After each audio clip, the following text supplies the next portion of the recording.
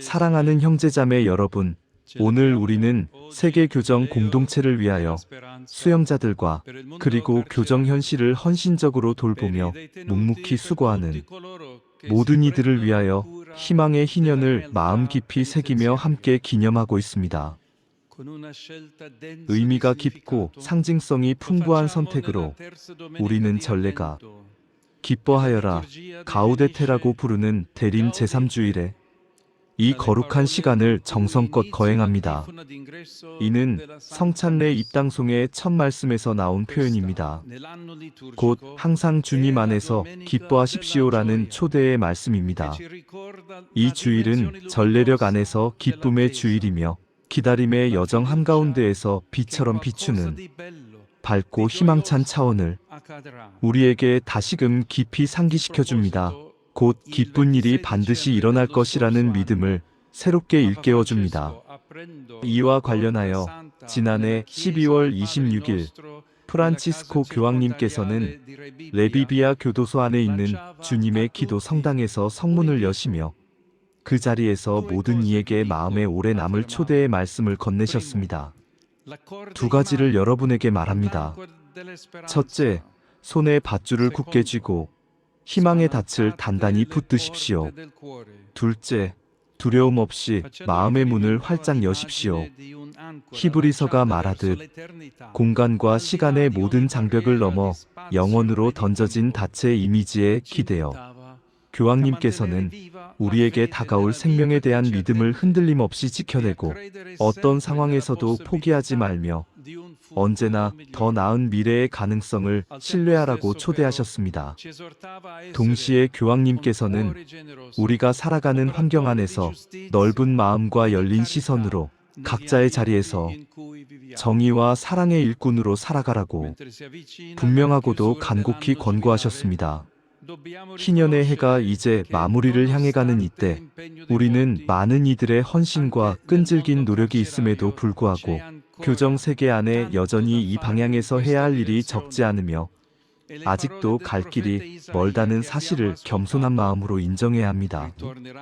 오늘 우리가 들은 이사야 예언자의 말씀, 주님께서 구원하신 이들이 돌아와 환호하며 시온으로 들어올 것이다 라는 이 약속의 말씀은 하느님께서 구원하시고 해방하시는 분이심을 분명히 다시 일깨워주며 우리 모두에게 중요하고도 무거운 사명으로 깊이 울려 퍼집니다. 물론 교도소는 매우 어렵고 복잡한 환경이며 가장 선한 의지조차도 수많은 장애물과 현실적인 한계에 부딪힐 수 있습니다. 그러나 바로 그렇기 때문에 우리는 지치거나 낙담하거나 물러서지 말고 끈기와 용기 그리고 서로를 지탱하는 협력의 정신으로 앞으로 계속 묵묵히 나아가야 합니다. 많은 이들이 아직도 충분히 이해하지 못하고 있습니다. 사람은 넘어질 수 있지만 다시 일어설 수 있어야 하며 어떤 인간도 자신이 저지른 행위 그 자체와 동일시될 수 없고 정의란 언제나 단죄에 머무르지 않고 회복과 화해를 향해 나아가는 과정이라는 사실을 말입니다. 그러나 어려운 조건 속에서도 감정의 아름다움과 섬세함을 지키고 타인의 필요에 대한 진지한 배려와 존중, 자비와 용서의 능력을 끝까지 간직할 때 고통과 죄로 굳어버린 땅에서조차 놀라운 꽃들이 조용히 그러나 분명히 피어납니다. 그리하여 감옥의 벽 안에서도 인간성에 있어 유일무이한 몸짓과 프로젝트 그리고 깊이 있는 만남들이 시간 속에서 차츰 성숙해 가게 됩니다. 이는 자유를 박탈당한 이들에게 필요한 내적 성찰의 작업이지만 그보다 먼저 그들 앞에서 그리고 그들을 위하여 정의를 대표하는 막중한 책임을 지닌 이들에게 더욱 절실히 요구되는 일입니다. 희년은 회개의 부르심이며 바로 그러하기에 새로운 시작을 가능하게 하는 희망과 기쁨의 분명한 이유가 됩니다. 그러므로 무엇보다 먼저 우리는 예수님을 바라보는 것이 중요합니다. 그분의 인간성과 그분의 나라를 마음 깊이 끊임없이 바라보아야 합니다. 그 나라에서는 눈먼 이들이 다시 보고 다리가 불편한 이들이 걷게 되며 가난한 이들에게 복음이 선포됩니다. 때로 이러한 기적들이 하느님의 특별한 개입으로 이루어지기도 하지만 더 자주 그것들은 우리에게 맡겨집니다. 우리의 연민과 세심한 관심, 지혜와 책임성에 그리고 우리의 공동체와 제도들이 지닌 성숙함의 말입니다. 이 점은 우리가 들은 예언의 또 다른 차원으로 우리를 이끕니다. 곧 모든 환경에서 오늘은 특별히 교도소 안에서 새로운 가치의 기준 위에 세워진 문명을 이 세상 안에 더욱 널리, 더 깊이 확산시키라는 요청입니다. 궁극적으로 이는 사랑에 기초한 문명입니다. 이는 성바오로 6세 교황님께서 1975년 희년을 마무리하시며 하신 그 깊은 말씀과도 정확히 맞닿아 있습니다. 이 사랑은 특히 공적 삶의 차원에서 역사의 달력이 우리 앞에 열어주는 새로운 은총과 선의의 시대, 곧 사랑의 문명의 원리가 되기를 원합니다. 이 목적을 위하여 프란치스코 교황님께서는 특히 성년 동안 사람들이 자기 자신과 사회에 대한 믿음을 다시 회복하도록 돕는 사면이나 형벌 감면의 형태들이 실제로 허용되기를 간절히 희망하셨습니다. 이는 모든 이에게 실제적이고 현실적인 사회 재통합의 기회를 제공하기 위함입니다. 저는 많은 나라에서 이 바람이 말에 그치지 않고 실제로 실현될 것이라 믿습니다. 성경적 기원에서 희년은 여러 방식으로 각 사람에게 다시 시작할 수 있는 가능성이 주어지는 은총과 자비의 해였기 때문입니다. 오늘 우리가 들은 복음 또한 이 사실을 분명하고도 분명히 우리에게 말해줍니다. 세례자 요한은 회개를 선포하며 세례를 베풀면서 백성에게 과거를 뒤로하고 상징적으로 다시 강을 건너도록 초대하였습니다. 여호수아 시대처럼 말입니다. 이는 하느님과 형제자매들과 화해한 마음으로 새로운 약속의 땅에 이르기 위함이었습니다. 이와 관련하여 그의 예언자적 모습은 참으로 인상적이며 오늘 우리에게도 깊은 울림을 줍니다.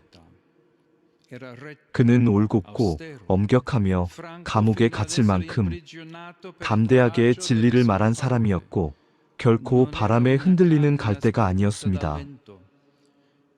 그러나 동시에 진심으로 뉘우치며 어렵게 변화하려는 이들에게는 자비와 이해로 가득한 참된 목자의 모습을 지닌 사람이었습니다. 성 아우구스티노는 간음한 여인이 용서받는 복음 장면을 묵상하며 이렇게 말합니다. 군중들이 모두 떠난 뒤 남아있던 것은 불쌍한 여인과 자비뿐이었습니다. 그리고 주님께서 그 여인에게 조용히 말씀하셨습니다.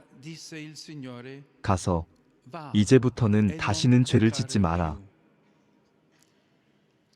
사랑하는 여러분, 주님께서 여러분 모두와 특히 수영자와 교정 책임자 모두에게 맡기신 사명은 결코 쉽지 않으며 때로는 무겁게 느껴질 수 있습니다.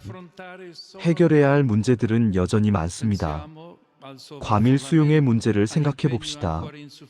회복을 위한 안정적인 교육 프로그램과 노동 기회를 보장하려는 노력이 아직 충분하지 않다는 현실도 있습니다.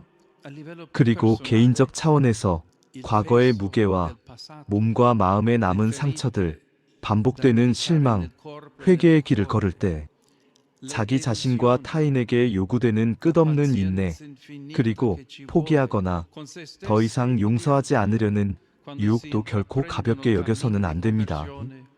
그러나 주님께서는 이 모든 것을 넘어 우리에게 한 가지를 끊임없이 그리고 자비롭게 상기시켜 주십니다. 아무도 잃어버려지지 않게 하시고 모든 사람이 구원을 받게 하시는 것이 하느님의 변함없는 뜻이라는 사실입니다. 아무도 잃어버려지지 않게 하시는 것, 모두가 구원을 받게 하시는 것, 이것이 우리 하느님의 뜻이며 이것이 그분의 나라이고 이것이 세상 안에서 그분의 행동이 궁극적으로 지향하는 바입니다. 성탄이 다가오는 이때 우리는 그분의 꿈을 더욱 굳게 껴안고자 합니다. 인내하며 꾸준히 노력하고 희망과 신뢰 안에서 하루하루를 살아가며 말입니다. 왜냐하면 우리는 알고 있기 때문입니다. 가장 큰 도전 앞에서도 우리가 결코 혼자가 아니라는 것을 주님께서 가까이 계시며 지금 이 순간에도 우리와 함께 걸어가고 계신다는 것을 말입니다. 그리고 그분께서 우리와 함께 계시기에 언제나 아름답고 기쁜 일이 우리 가운데에서 그리고 우리의 삶 안에서 반드시 피어날 것입니다.